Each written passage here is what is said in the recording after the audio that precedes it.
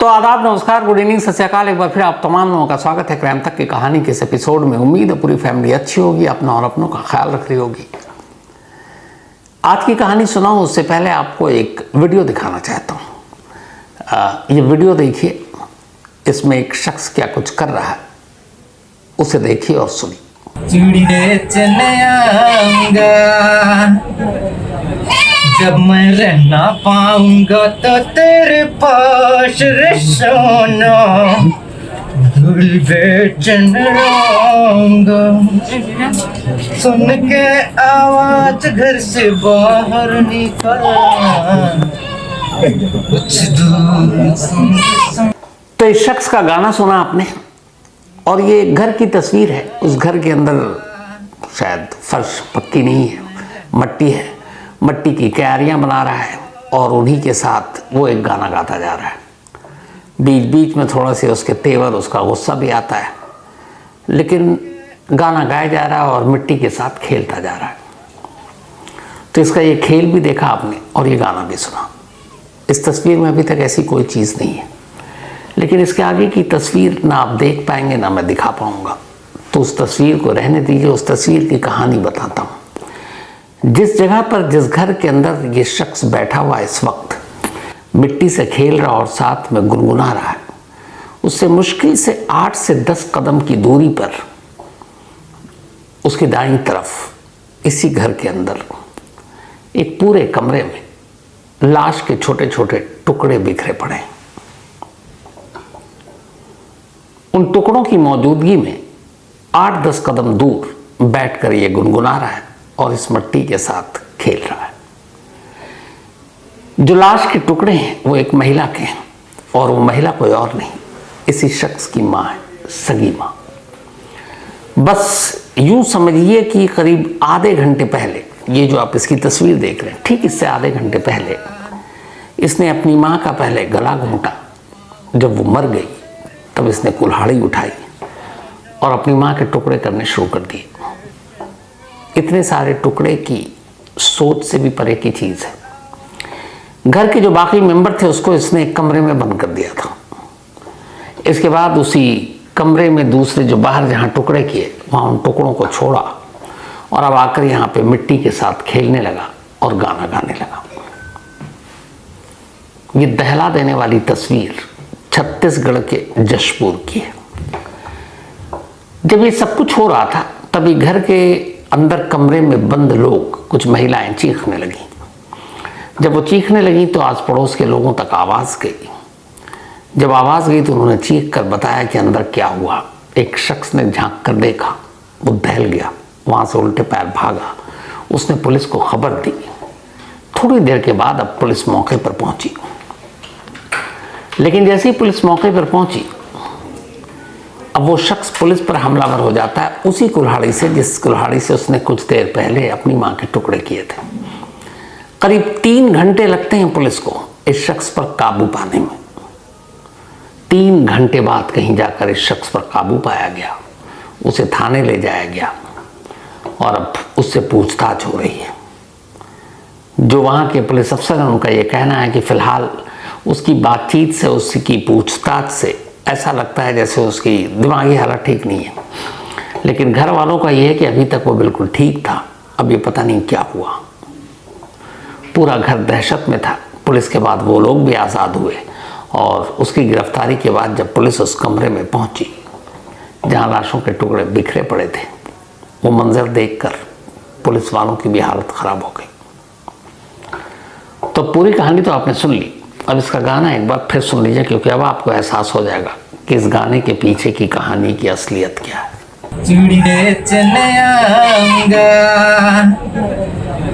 जब मैं रहना पाऊंगा तो तेरे पास रे सोना, धूल बेचन आऊंगा, सुन के आवाज घर से बाहर निकल कुछ दूर। तो ये अफसोसनाक कहानी थी छत्तीसगढ़ के जशपुर की। अब पुलिस उसका मेडिकल चेकअप कराएगी, डॉक्टरी कराएगी, फिर जो भी रिपोर्ट आएगी आगे उसी हिसाब से कार्रवाई की जाएगी। लेकिन एक बेटा अपनी माँ को मारने के, अपनी माँ के टुकड़े करने के बाद अगर इस तरह गाना गा रहा है, क्या ही कहेंगे इसको। लेकिन कितनी बार ऐसी शॉकिंग चीज़ें हमारे सामने आती हैं और हर बार लगता है इससे खौफनाक कुछ नहीं, लेकिन फिर हम लोग गलत साबित हो जाते हैं। उसके बाद कुछ और खौफनाक चीज़ें आ जाती हैं। तो ये तो रही इस छत्तीसगढ़ की कहानी। अब आते हैं आज की कहानी के ऊपर। बिरयानी ये ऐसी चीज़ है जो बहुत सारे लोगों को पसंद है, बहुत की पसंदीदा डिश है, ये लोग खाते हैं। लेकिन इसी बिरयानी की वजह से एक माँ अपने 2 बच्चों को मार दे, उसका कत्ल कर दे, क्या ऐसा मुमकिन है? पर क्या चीज़ नहीं है जो आजकल नामुमकिन है। ये कहानी है तमिलनाडु की। तमिलनाडु में एक जगह है कांचीपुरम, और ये कांचीपुरम हमेशा इसलिए मशहूर है क्योंकि यहाँ की साड़ियाँ बहुत मशहूर हैं। कांचीपुरम साड़ी देश दुनिया में काफ़ी मशहूर है। इसी कांचीपुरम में एक महिला रहा करती थी, उसका नाम है अभिरामी। अभिरामी जब बड़ी हुई तो घर वालों ने लड़का देखना शुरू किया। विजय नाम के एक पढ़े लिखे लड़के के साथ रिश्ता तय हुआ। अभिरामी की शादी हो गई। विजय एक प्राइवेट बैंक में ठीक ठाक पोस्ट पर था। शादी के बाद सब कुछ गृहस्थी ठीक ठाक चल रही थी। दोनों के 2 बच्चे हुए। इनमें से एक 7 साल का बेटा अजय और एक 4 साल की बेटी थी। विजय भी खुश, अभिरामी भी खुश, सब ठीक ठाक। लेकिन फिर 2016-17 जब सोशल मीडिया का थोड़ा दौर बढ़ा तो उसके बाद रील और ये सारी चीज़ें आनी शुरू हुई, तो अभिरामी की भी नज़र उस तरफ पड़ी। वो उस वक्त टिकटॉक भी था जो अब बंद हो गया, तो सोशल मीडिया की तरफ थोड़ा ज़्यादा एक्टिव रहने लगी। और उसे एक और शौक था, सोशल मीडिया के साथ, रील बनाने के साथ बिरयानी उसकी फेवरेट डिश थी। इत्तेफाक से अभिरामी जहाँ रहा करती थी कांचीपुरम में, उसी के बराबर में एक रेस्तरां था, बिरयानी की दुकान थी। तो अक्सर वो वहाँ से बिरयानी लेने जाया करती थी। इसी बिरयानी लाने ले जाने के दौरान बिरयानी शॉप के ओनर से उसकी दोस्ती हो गई। फिर ये दोस्ती प्यार में बदल गया। अब दोनों मिलने जुलने लगे। इधर विजय बैंक में नौकरी करता था और उसकी अपनी एक टाइमिंग थी, फिक्स टाइमिंग।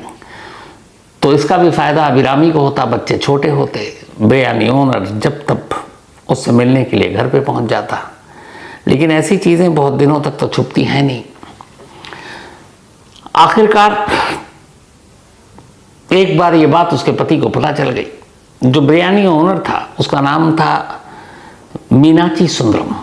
तो सुंदरम और अभिरामी के बीच में इश्क पनपने लगा था, और वजह थी यही बिरयानी, क्योंकि वो अक्सर बिरयानी लेती, उसी शॉप पर जाती, लेकर आती, और फिर सुंदरम और उसमें प्यार हो गया, मिलने लगे। बच्चे इतने समझदार थे नहीं। लेकिन धीरे धीरे वक्त बीता और विजय को कहीं ना कहीं शक हो गया। अब जब विजय को शक हुआ तो उसने नज़र रखनी शुरू कर दी। अब अभिरामी को ये पता था कि विजय बेशक बैंक में है, लेकिन उसके पीछे में कुछ ना कुछ लोगों को उसने इस काम पे लगा रखा कि वो पता करे कि उसके पीछे में घर में कौन आता है। और ये साबित भी हो गया। 1-2 बार जब सुंदरम आया, विजय को पता चल गया, उसने बैंक से ही फ़ोन किया। अब धीरे धीरे विजय की इस रोक टोक और उसकी जानकारी में ये चीज़ें आ जाने के बाद अभिरामी को अब ज़िंदगी बड़ी बुरी लगने लगी। उसे लगा कि उसका पति क्यों रोक रहा है, उसे इश्क है सुंदरम से, दोनों मिल सकते हैं, जुल सकते हैं, लेकिन उधर पति है, 2 बच्चे हैं, तो क्या करें। इधर ये भी था कि 2 बच्चे हैं। धीरे धीरे उसके मन में आ रहा है कि ये बच्चे भी बोझ हैं। अगर बच्चे ना होते तो कब का सुंदरम के साथ भाग जाती, एक नई दुनिया बसाते, दोनों मिलकर शादी करते, कहीं और रहते। अब ये सारी चीज़ें दिमाग में चल रही है, धीरे धीरे मिल रहे हैं। इधर बंदिशें इतनी हैं कि अब विजय को हमेशा पता चल जाता कि कब अभिरामी घर में है, कब बिरयानी की शॉप पे है, कब दोनों घूमने गए हैं। तो इसी रोक टोक के बीच में आखिरकार अभिरामी ने एक फैसला लिया, एक बहुत ही खौफनाक फैसला। उसने सुंदरम के साथ मिलकर यह तय किया कि वो अपने दोनों बच्चों को मार देगी, और मारने के बाद फिर उसकी कोई जिम्मेदारी बचेगी नहीं, और वो और सुंदरम भाग जाएंगे और दोनों कहीं किसी गुमनाम जगह पर जाकर एक नई जिंदगी शुरू करेंगे। पहले तो उसका प्लान ये भी था कि पति को भी मार दे ताकि फिर कहीं भागने की ज़रूरत ना पड़े, लेकिन उसे पता था कि पति को मारने पर फिर बहुत सारी चीज़ें होंगी, हो सकता है पुलिस पकड़ ले। बच्चों की मौत को किसी तरह छुपाया जा सकता है, ये उसके दिमाग में आ गई बात।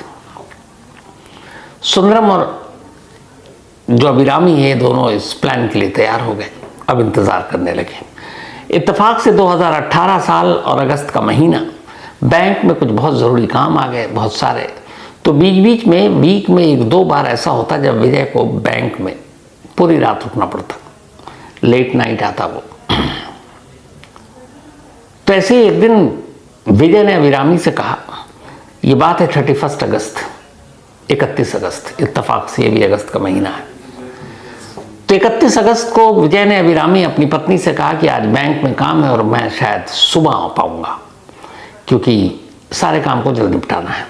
जैसे ही अभिरामी को ये बात पता चली, उसने सुंदरम को बताया और सुंदरम के साथ मिलकर उसने प्लान बनाया कि जो कुछ करना है आज रात ही करना है। सुंदरम ने अब उसे आइडिया दिया बच्चों को मारने का। उसने कहा बच्चे हैं 7 साल 4 साल की उम्र है, ज़्यादा दिक्कत हो गई नहीं, इन सबको नींद की गोली दे दो दूध में मिलाकर। एक माँ मेडिकल शॉप पर जाती है और नींद की गोली खरीद कर लेकर आती है अपने ही 2 बच्चों के लिए, एक बेटे और एक बेटी के लिए। उसे पता था कि आज रात विजय नहीं आएगा। रात को दोनों बच्चों को खाना खिलाती है, फिर सोने से पहले दोनों को दूध देती है, लेकिन उस दूध के गिलास में नींद की दवा मिली हुई थी। बेटी छोटी थी, दवा की मात्रा ज्यादा। बेटी की मौत तो शायद रात को हो गई। अब उसके बाद इधर अभिरामी इंतजार कर रही है बेटे की मौत की। वो उसे हिला डुला कर देख रही है, बेटी की सांसें अब भी चल रही हैं। देर रात हो गई, उसे लगा कि ये क्या हो रहा है। फिर उसने फोन किया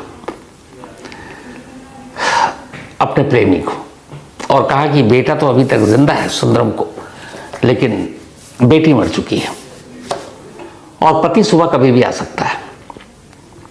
फिर ये तय हुआ कि बेटा नींद की गोली से नहीं मर रहा है, इसलिए तकिया से उसका मुंह दबाओ और उसे मार डालो। अभिरामी यही करती है, आधी बेहोशी आधी जागी हुई हालत। बच्चा अभी पूरी तरह से मरा नहीं है।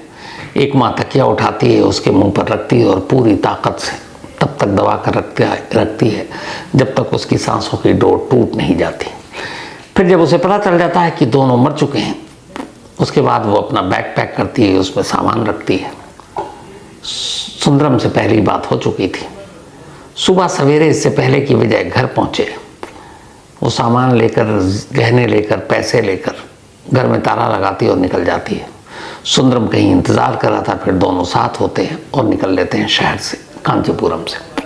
इधर अब सुबह हुई करीब 7 बजे विजय घर पहुंचता है, देखता है घर में ताला लगा। वो हैरान, वो फोन करता है मोबाइल पर, मोबाइल स्विच ऑफ।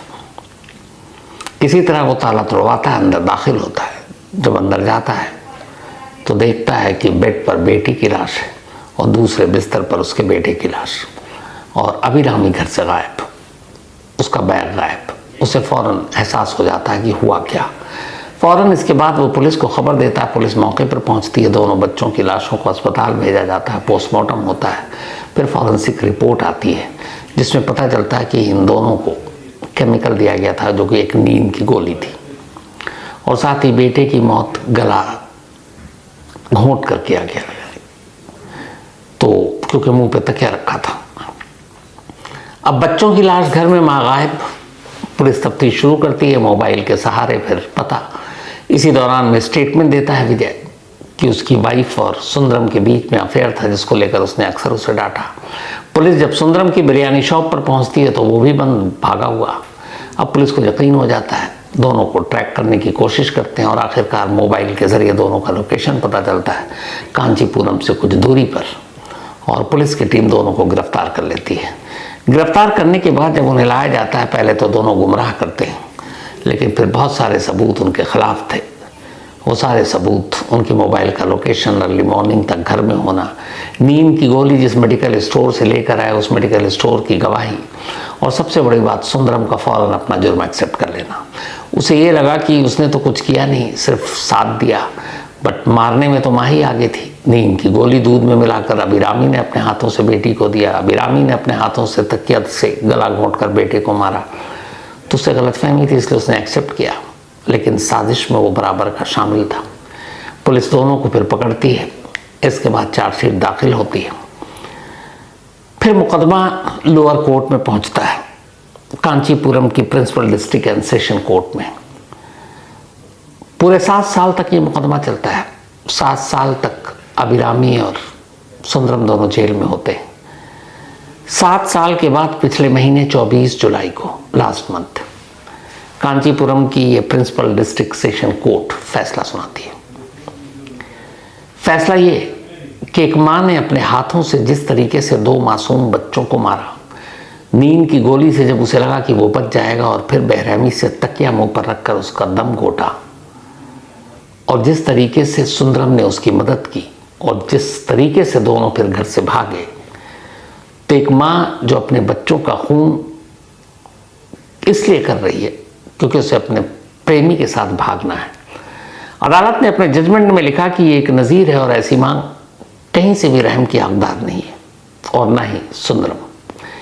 इसलिए इन दोनों को न सिर्फ उम्र कैद की सज़ा दी जाती है, बल्कि जब तक इनकी उम्र है तब तक इनको कैद कर लो। यानी 10, 15, 20, 10 साल तो होता नहीं, 15, 20, 30 आजकल जजमेंट में लिखा होता है। लेकिन इनकी जजमेंट में ये था कि जब तक इनकी सांसें हैं, जब तक ये दोनों जिंदा हैं, ये जेल की सलाखों के पीछे रहेंगे।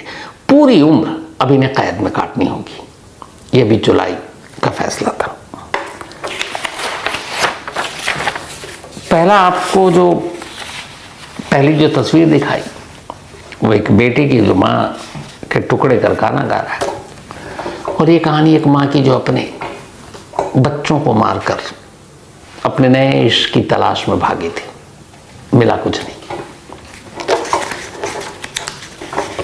ऐसी अजीब कहानियाँ कि कई बार दिमाग घूम जाता है। खैर, आज की कहानी में इतना ही, लेकिन कहानी ख़त्म करूँ उससे पहले वही अपना सिलसिला। आज सिद्धांत इनका बर्थडे है, तो हैप्पी बर्थडे सिद्धांत। और ये सुमित्रा जी एंड भारत भंडारी जी, इन दोनों के बेटे हैं सिद्धांत। दीपमाला दुसेन जी, बल्कि दुसाने जी, सॉरी, तो दीपमाला दुसाने जी, इनका भी आज बर्थडे है। तो दीपमाला जी, जन्मदिन की हार्दिक शुभकामनाएं, आप हमेशा अच्छी रहें, यही मेरी दुआ है।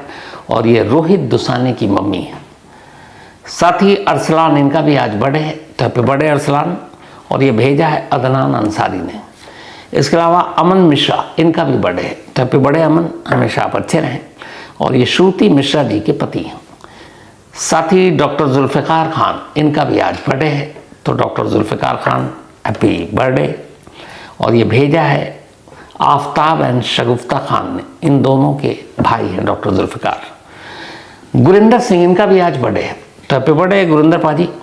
और ये भेजा है प्रीत कौर ने, प्रीत कौर के हस्बैंड हैं, एक गुरिंदर पाजी हमारे दफ्तर में भी हैं, क्या जॉली मोड के गज़ब, और बहुत अच्छे डांसर भी हैं, क्या बांगड़ा पालते हैं। साथ ही गुलाब शेख दुबई से, थैंक यू सो मच गुलाब साहब, आपके मेल के लिए, आपके प्यार के लिए, और आपने जो कुछ भी लिखा है। इसके अलावा Iqbal Singh, thank you so much. Iqbal Singh Canada से हैं, और मैं इनके मेल का रिप्लाई नहीं कर पाया, लेकिन आपने जो भी प्यार उंडेला है अपने मेल में, वापस उसका डबल करके आपको भेज रहा हूँ।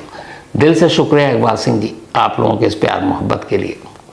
तो इसी के साथ कहानी में आज इतना ही। अब आपसे मुलाकात होगी कल रात 9 बजे किसी नई कहानी के साथ। तब तक अपना और अपनों का ख्याल रखिएगा। Thank you very much.